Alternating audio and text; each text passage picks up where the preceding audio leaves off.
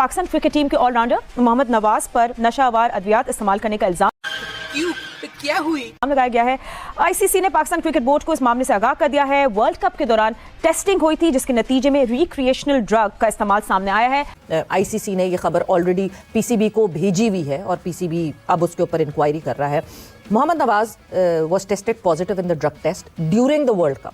पाकिस्तान के ऑलराउंडर मोहम्मद नवाज, शाहिद साहब जरा अपडेट्स पे लीजिएगा। मोहम्मद नवाज के खिलाफ तहकीकात पाकिस्तान क्रिकेट बोर्ड ने शुरू की है।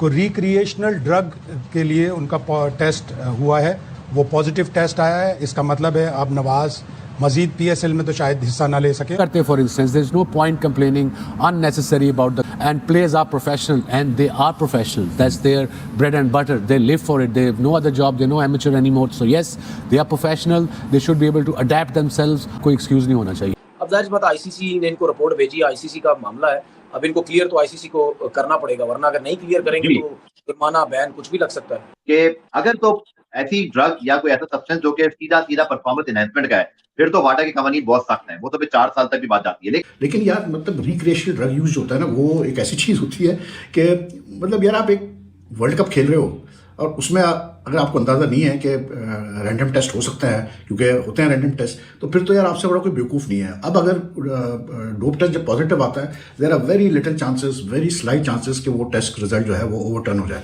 क्योंकि हम फ्रस्ट्रेट हो चुके हैं, हम थक चुके हैं। आप लोगों को बेइज्जती फील नहीं होती, मुझे जरूर होती है। ये खबर सुन के क्या बहुत प्राइड आपको फील हो रहा है कि पाकिस्तान का एक खिलाड़ी, मतलब 20 टीमों ने मुकाबला किया, हर टीम में 15-15 खिलाड़ी थे, 15 मल्टीप्लाई बाय 20, 300 प्लेयरों में सिर्फ एक प्लेयर है जिसका ताल्लुक पाकिस्तान से है। और अब तो पाकिस्तान क्रिकेट बोर्ड ने भी उसके ऊपर मोहर लगा दी, तो it is not a fake news anymore. तो कोई इसको भी साजिश का एंगल ना दे कि ओए हमारे खिलाफ तो साजिश हो गई है, दुनिया हमारे खिलाफ है। देखिए, एक तो ये है कि अपना बैन है जी, एक आपकी कंट्री की भी रिस्पेक्ट है, आपकी टीम की भी रिस्पेक्ट है। किसी ऐसी वजह से आप पे बैन हो जाए या कोई चीज हो जाए, बहुत बुरा लगता है। वो हमें तो पता नहीं क्या हो गया, हम एज ए नेशन हम ऐसी चीजों को बुरा ही नहीं समझते, ठीक है ना। लेकिन उसके अलावा नशावर चीजें जो होती हैं, वो अब जो अगर कोई यूज की गई है, वो तो जाहिर सी बात है किसी को मेरे ख्याल में जो है वो पता भी नहीं होगा।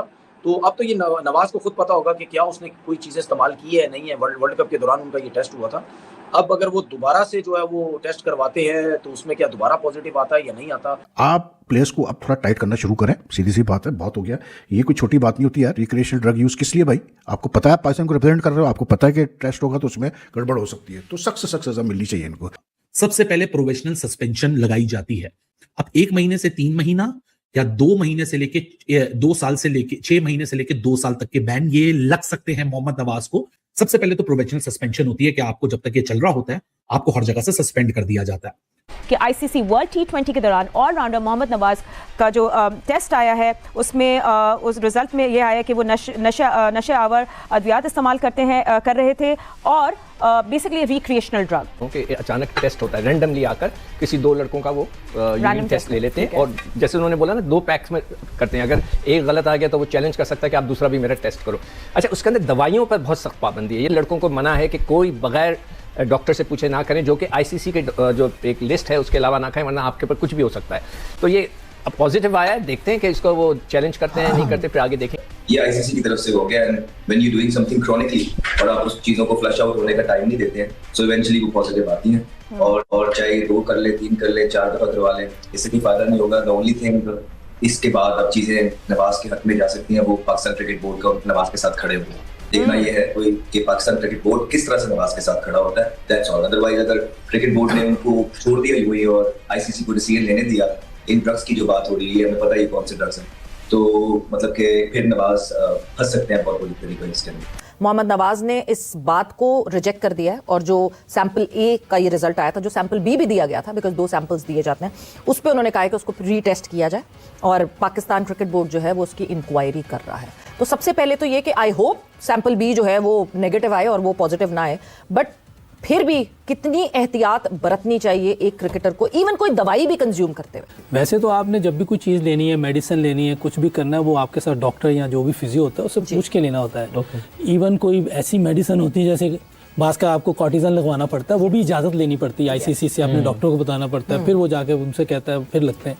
तो मेरा ख्याल है हर चीज़ में आजकल बहुत एहतियात चाहिए, क्योंकि ये सारी चीज़ें चेक हो रही है। हम काफ़ी दफ़ा पकड़े गए ऐसी चीज़ों में, बहुत सी बुरी चीज़ों में, फिर भी मेरे समझ से बाहर अब क्या बंदा बात करे इधर, ऐसी बातें होनी नहीं चाहिए। वैसे इंसान है, गलती हो जाती है, लेकिन ऐसी चीज़ों में बचना चाहिए, क्योंकि बहुत ज़्यादा एजुकेट किया जाता है कि आपने ये नहीं करना, ये नहीं करना। पीसीबी की तरफ से आपको जो फिक्सिंग के है उसके बारे में भी एजुकेशन दी जाती है, फिर इन चीज़ों के बारे में बताया जाता है। उसके बावजूद ये हो जाए तो वो अच्छी चीज़ नहीं है। इसका मतलब है कि आप खुद ही गंदा करना चाह रहे हैं अपने आप को भी और फिर दूसरों को भी। सबसे बड़ा डैमेज अभी मोहम्मद नवाज को खुद ये हुआ है कि उनका सरे काउंटी से कॉन्ट्रैक्ट था, जो कि फौरन सरे काउंटी ने जो है वो कैंसिल कर दिया कॉन्ट्रैक्ट अभी। लेकिन उन्होंने कितनी जल्दी की है सरे वालों ने?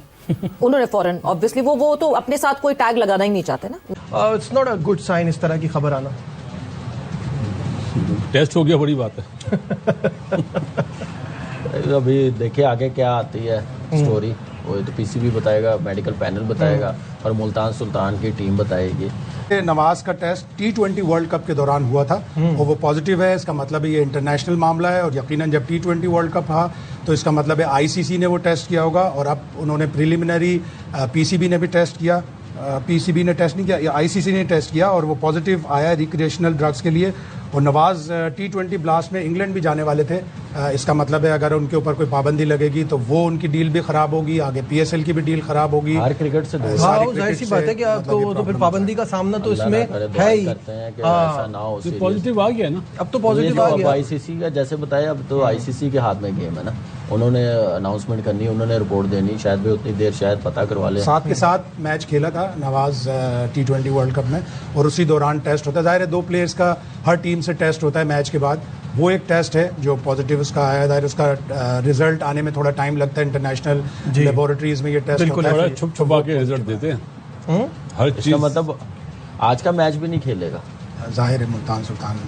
हाँ बिल्कुल जाहिर है, अभी तो हर चीज से रोक दिया जाएगा जब टेस्ट पॉजिटिव आ गया है। अभी ऑफिशियली अनाउंसमेंट नहीं ना, ये आईसीसी नहीं, ये ऑफिशियली है ना, वो कह रहे थे पीसीबी नहीं जराए, पीसीबी के जराए कह रहे हैं, लेकिन ये अब इंटरनेशनल प्लेटफॉर्म्स पे स्टोरी आ गई, इसका मतलब है आईसीसी ने ये स्टोरी। साथ एक खबर जिसने आज तमाम क्रिकेट फैंस को हिला के रख दिया वो ये थी कि मोहम्मद नवाज जो कि पाकिस्तान के वर्ल्ड कप स्क्वाड में शामिल थे, 7 मैचेस भी खेले, उनका आईसीसी ने जो डोप टेस्ट दिया था उसका जो रिक्रिएशनल ड्रग्स के हवाले से वो पॉजिटिव आया है। अब आईसीसी ने पाकिस्तान क्रिकेट बोर्ड को आगाह कर दिया है कि गई थी। क्या कोई दवाई का चक्कर हो सकता है जो उनको पता नहीं थी, या ये किसकी जिम्मेदारी है? नवाज इसमें कसूरवार हैं, क्रिकेट बोर्ड ने सही नहीं बताया, मेडिकल पैनल ने सही नहीं बताया?